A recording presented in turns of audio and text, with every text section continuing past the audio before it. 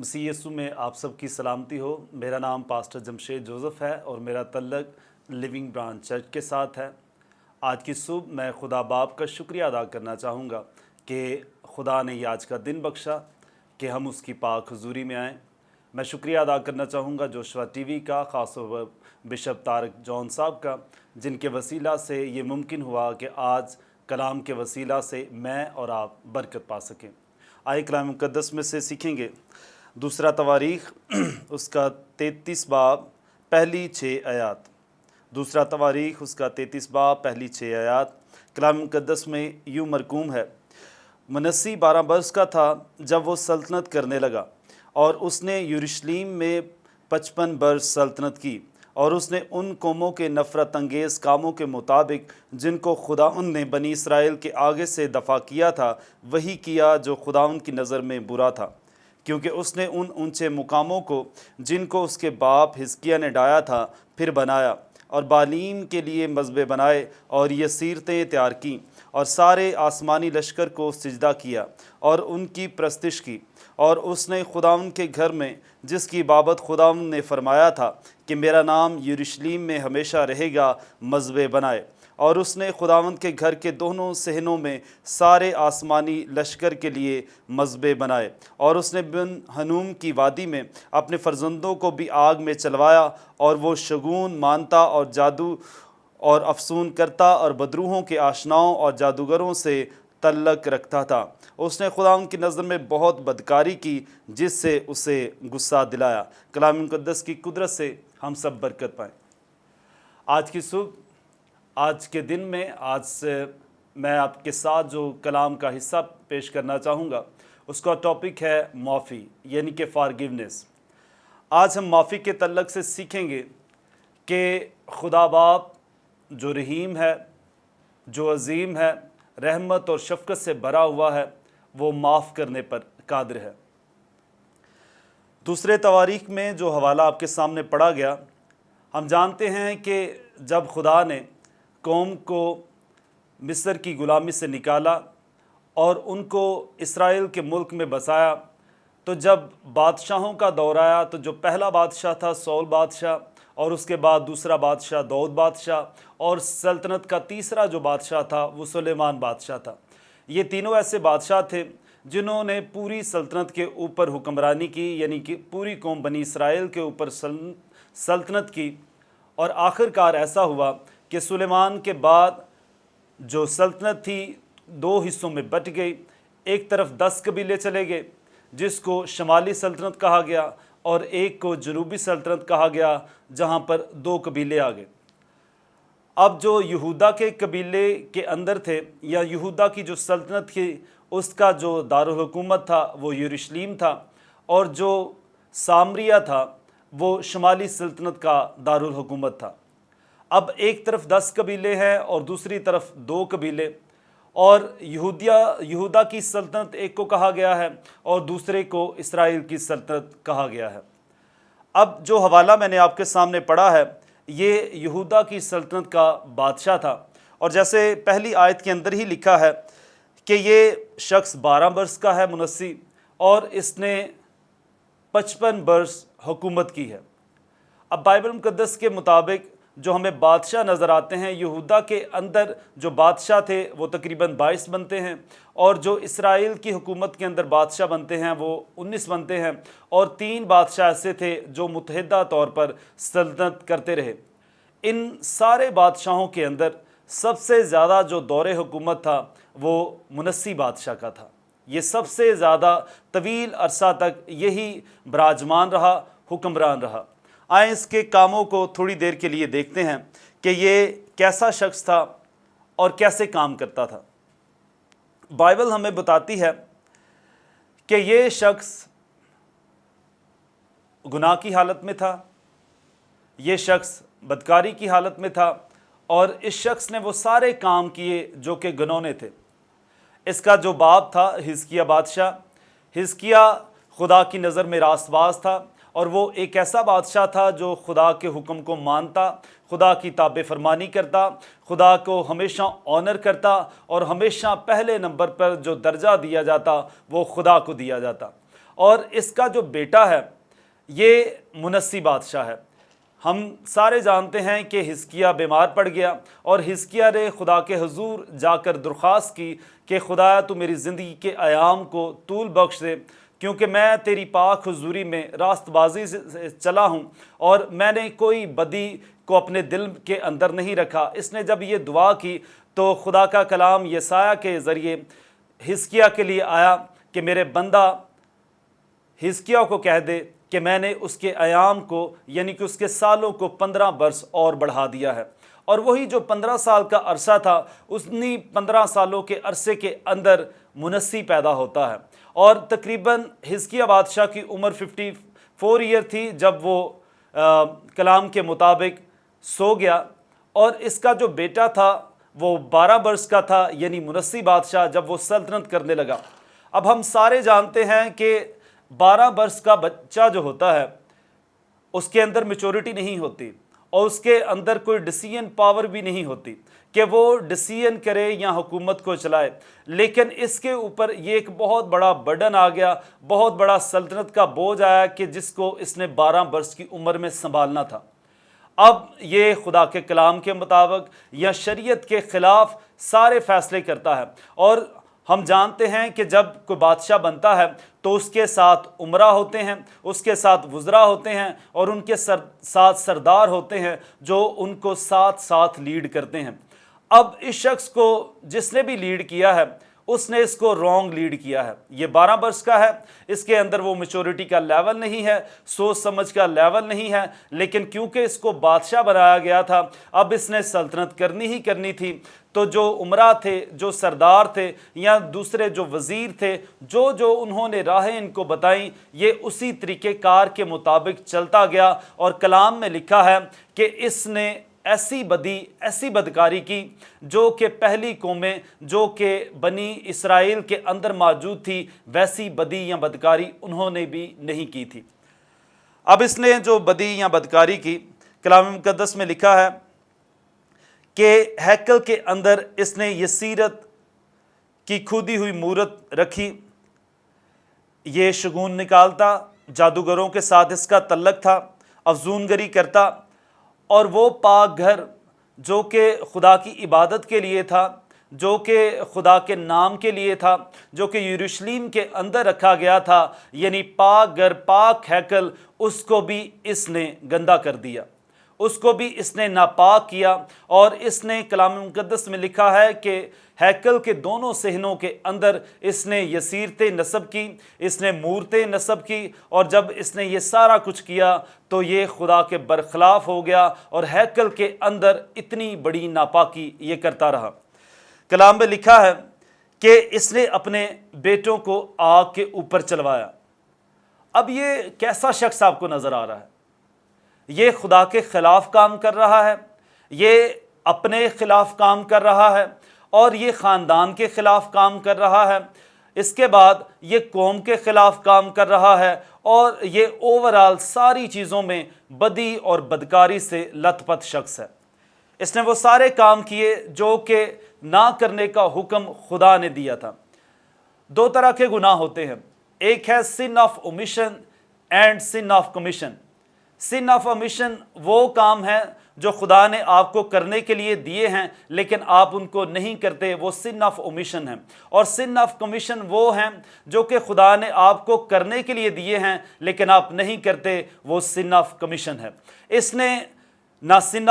Sun of omission بھی کیا ہے، سن آف کمیشن بھی کیا ہے۔ جو خدا نے منع کیا ہے وہ بھی کر رہا ہے، اور جو خدا نے منع نہیں کیا اس کو یہ خود کر رہا ہے۔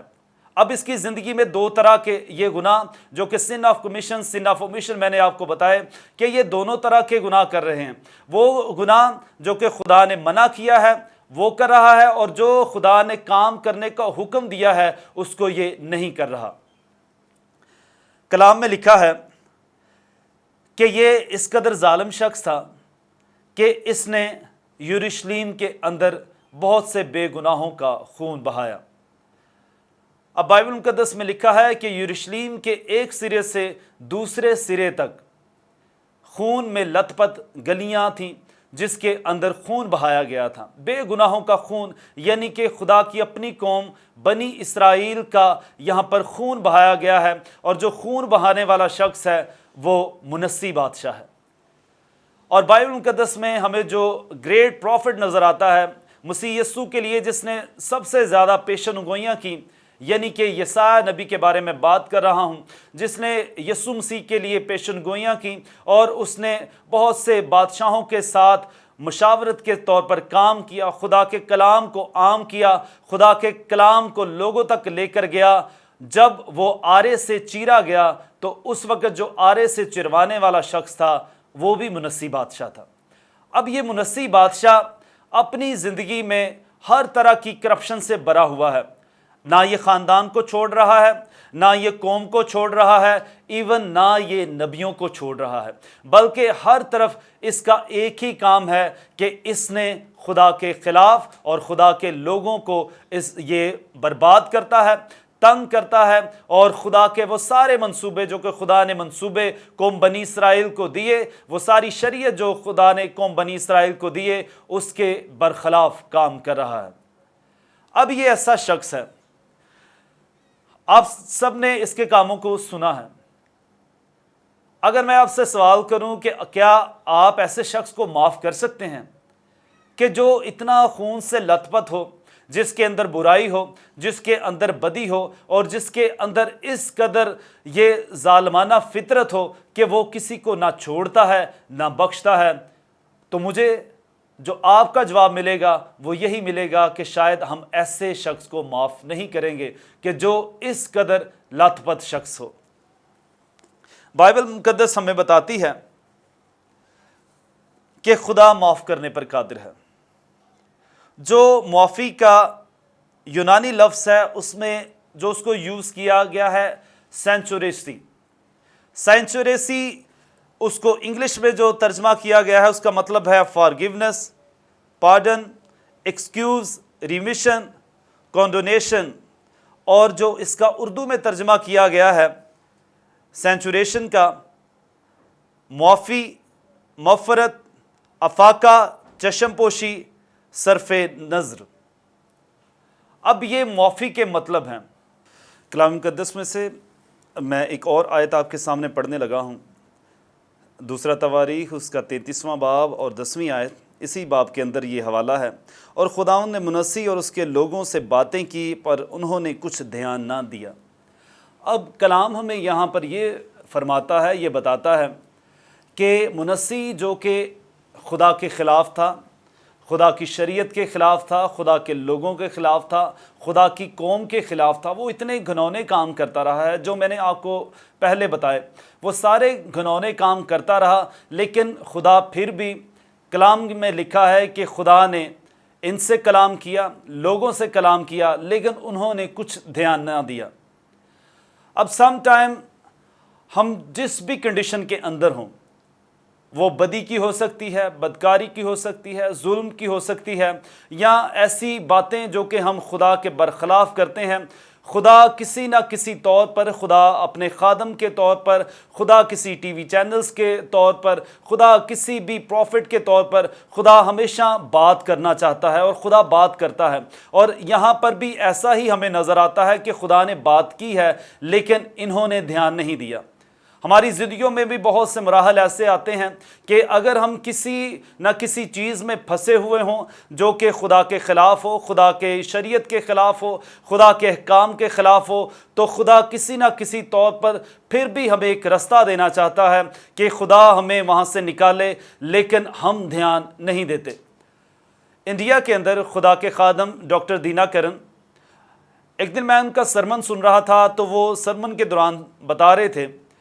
کہ میں کلکتہ کے اندر ایک میٹنگ تھی، میں وہاں پر گیا اور خدا کی پریزنس، خدا کی قدرت، خدا کی حضوری اس جگہ پر کثرت سے میں فیل کر رہا تھا، اور بہت سے بیمار میرے سامنے آئے اور میں ان کے لیے دعائیں کر رہا تھا، اور خدا کثرت کے ساتھ ان کو برکت دے رہا تھا اور شفا بخش رہا تھا۔ وہاں پر ایک شخص آیا جو تقریباً 6.5 فٹ کا تھا، وہ صحیح جاندار ہٹا کٹا، اور جب وہ سامنے آیا تو ڈاکٹر صاحب نے کہا کہ میں نے دیکھا کہ اس کے دونوں ہاتھ بند تھے، اس کی مٹھیاں بند تھیں۔ جب وہ سامنے آیا تو وہ رونا شروع کر دیا اس نے، اور اس نے کہا کہ ڈاکٹر صاحب میرے لیے دعا کریں کیونکہ میری مٹھیاں بند ہیں اور میری مٹھیاں کوئی میڈیکل کا بندہ بھی نہیں کھول سکتا۔ ڈاکٹر بھی مجھے جواب دیتے ہیں کہ یہ مٹھیاں نہیں کھل سکتی، اور میں پیدائشی ایسا نہیں تھا، میرے لیے دعا کریں کہ یہ میری مٹھیاں کھلے تاکہ میں کوئی کام کاج کرنے والا بنوں۔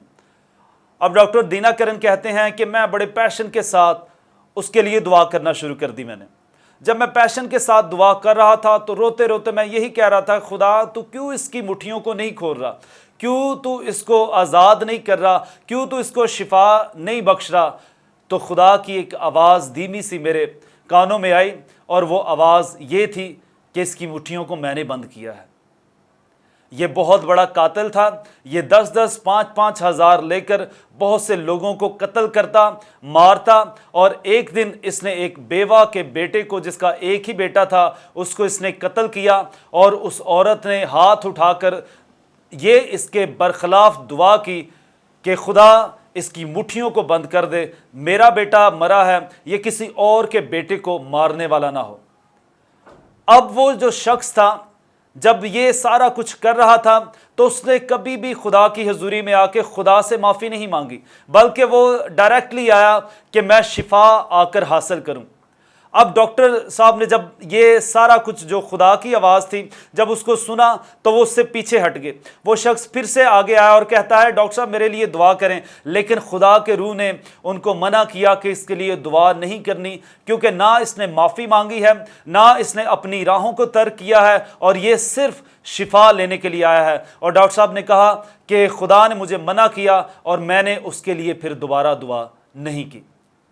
سم ٹائم ہماری زندگیوں میں بھی ایسا ہوتا ہے کہ ہماری زندگیوں میں بدی ہے، بدکاری ہے، ظلم سے بھرے ہوئے ہیں، لیکن بجائے اس کے کہ ہم خدا کی پاک حضوری میں آئیں، ہم معافی مانگیں، ہم معافی کے طلبگار نہیں ہوتے، بلکہ ہم اور ہی کاموں کی طرف جاتے ہیں، اور پھر ہم خدا کو بھی دوش دیتے ہیں، خدا کو بھی اس چیز کا طعنہ دیتے ہیں کہ خدا شفا کا کام نہیں کرتا۔ اکثر اوقات ہمارے معاشرے کے اندر الفاظ بولے جاتے ہیں کہ میں مرتے دم تک اس کو معاف نہیں کروں گا، یہ کبھی ہو ہی نہیں سکتا کہ میں اس کو معاف کروں۔ یہ ہمارے معاشرے کے اندر مکالمے بولے جاتے ہیں، لیکن خدا کا کلام ہمیں یہ بتاتا ہے کہ ہم نے معاف کرنا ہے اور معافی مانگنی ہے۔ اب یہ جو میں نے آپ کے سامنے معافی کے لفظ کو رکھا ہے، معافی کا جو عربی میں ترجمہ ہے اس کا مطلب ہے مغفرت، اور جو مغفرت ہے اس کو میں آپ کو اس طرح بیان کرنا چاہوں گا کہ اگر ایک شخص جس نے قصور کیا ہے کسی دوسرے شخص کے خلاف،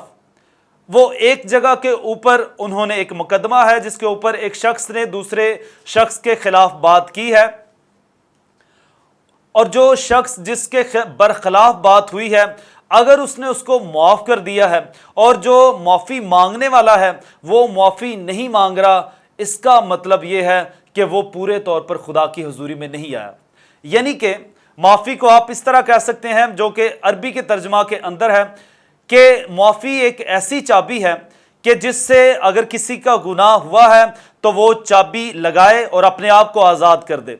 اور دوسرے کے لیے بھی وہی چابی فراہم ہے کہ وہ اپنے آپ کو پہلے نمبر پہ خدا کے پاس جائے، خدا سے معافی مانگے، اور اس شخص کے برخلاف جس کے خلاف اس نے غلطی یا خطا یا گناہ کیا ہے اس سے معافی مانگے، تو اسی چابی کو استعمال کر سکتا ہے اور خود آزاد ہو جائے گا۔ اب جب ہم معاف کر دیتے ہیں تو ہم خدا کی طرح کے کام کرتے ہیں، کیونکہ خدا معاف کرتا ہے، اور اگر اس کے برعکس جو دوسرا بھیانک جو ورڈ بنتا ہے وہ یہ بنتا ہے کہ اگر ایک شخص غلطی کرتا ہے اور وہ معافی نہیں مانگتا اور وہ سخت ہو جاتا ہے، وہ ابلیس کی مانند بن جاتا ہے، کیونکہ ابلیس نے بھی ایسا ہی کیا۔ اس نے اپنے دل کے اندر خیال کیا کہ میں خدا کے تخت سے بھی اونچا تخت لگا دوں گا، بجائے اس کے کہ وہ خدا سے معافی مانگتا وہ اور زیادہ سخت ہو گیا اور وہ خدا کے برخلاف اٹھا، اور اس نے جنگ لڑنے کے لیے بھی وہ تیار ہو گیا۔ اگر ہم کسی کے برخلاف کوئی غلط کام کر کے خدا سے معافی نہیں مانگتے، اس شخص سے معافی نہیں مانگتے، تو ہم ابلیس کی طرح بن جاتے ہیں کہ جو سخت ہے اور وہ نہ معافی مانگتا ہے اور نہ کسی کو معاف کرتا ہے۔ آج کلام کے وسیلہ سے جو خدا نے آپ کو یا مجھے پیغام دیا ہے، میں نے آپ کے سامنے منسی کے بارے میں ڈیٹیل سے بیان کیا ہے، اور میں آپ کو بتانا چاہوں گا کہ اسی چیپٹر کے اندر آخری آیات کے اندر لکھا ہے کہ خدا نے جب دیکھا کہ انہوں نے دھیان نہیں کیا، خدا نے جب دیکھا کہ منسی توبہ کی طرف راغب نہیں ہوا، تو خدا نے اسوری قوم کو ان کے اوپر حاوی کر دیا، اور اسوری قوم نے وہ یروشلیم کے اندر آئے اور انہوں نے منسی بادشاہ کو بیڑیوں کے ساتھ جکڑا اور ان کو بابل کے ملک میں لے گئے۔ اب یہ دیکھیں کتنا خوفناک کام ہوا ہے۔ اب وہ شخص معافی کی طرف نہیں آیا، لیکن ایک بہت بڑی سزا کے لیے اس نے اپنے آپ کو پیش کر دیا، اور جب پیش کر دیا تو خدا اس کو بابل کی اسیری میں لے کر جاتا ہے، یعنی کئی سو کلومیٹر دور، وہ اپنے لوگوں سے دور ہے، اپنی قوم سے دور ہے، لیکن یہ شخص صرف اور صرف اس سزا تک اس لیے پہنچا ہے کہ اس نے خدا کے حضور آ کر معافی نہیں مانگی۔ اور کلام کی آگے والی آیات میں لکھا ہے کہ وہ جب وہ مصیبت میں پڑا تو اس نے خداوند اپنے خدا سے منت کی، اپنے باپ دادا کے خدا کے حضور نہایت خاکسار بن گیا۔ اب منسی بیڑیوں کے اندر جکڑا ہوا ہے، دوسرے ملک کے اندر ہے، اس وقت اس نے خدا کی حضوری سے معافی مانگی ہے، خدا کے پاک نام سے معافی مانگی ہے، اور وہ خاکسار بن گیا، اور اپنے باپ دادا کے خدا کے سامنے خدا کی حضوری میں آ کر خدا سے معافی مانگتا ہے، اور کلام ہمیں یہ کہتا ہے کہ خدا معاف کر دیتا ہے۔ خدا کیسا عظیم ہے کہ جس نے ایک اتنے خطرناک بادشاہ کو، اتنے ظالم بادشاہ کو صرف اسی طور پر معاف کر دیا کہ اس نے معافی مانگی ہے۔ اور کلام میں لکھا ہے کہ خدا نے اس کو بابل میں سے، اسیری میں سے نکالا اور دوبارہ تخت پر براجمان کیا، یعنی کہ خدا نے جو تخت اس سے چھڑوایا تھا اسی تخت پر اسے پھر سے بحال کیا، اور جب تخت پر بحال کیا تو یہ شخص ٹوٹلی بدل چکا ہے، اس کی حقیقی توبہ ہوئی ہے۔ اور جب اس نے یہ سارا کچھ واپس آیا، یہ سیرتیں توڑی گئیں، مورتیں توڑی گئیں، اور اونچے مقاموں کو ڈھایا گیا، اور کلام میں لکھا ہے کہ اس نے وہ سارے مذبح جو کہ خدا کے برخلاف بنے تھے، وہ سارے مذبح ڈھائے گئے، اور ہر جگہ پر خدا کے نام سے قربانیاں شروع ہو گئیں۔ اور جو میں نے بتایا کہ یہ واحد بادشاہ ہے جس نے 55 برس یعنی کہ سب سے زیادہ عرصہ اس نے حکومت کی ہے، اور حکومت اس نے اسی لیے کی ہے کیونکہ یہ خدا کی حضوری میں پھر سے بحال ہو گیا ہے، اور خدا نے اس کی زندگی کے ایام کو طول بخشی ہے، خدا نے اس کے ایام کو طول بخشی ہے، خدا نے اس کی سلطنت کو طول بخشی ہے، اور خدا نے اس کو بڑھایا ہے اور اس کو برومند کیا ہے۔ ہم جتنے بھی گناہ میں لت پت ہوں،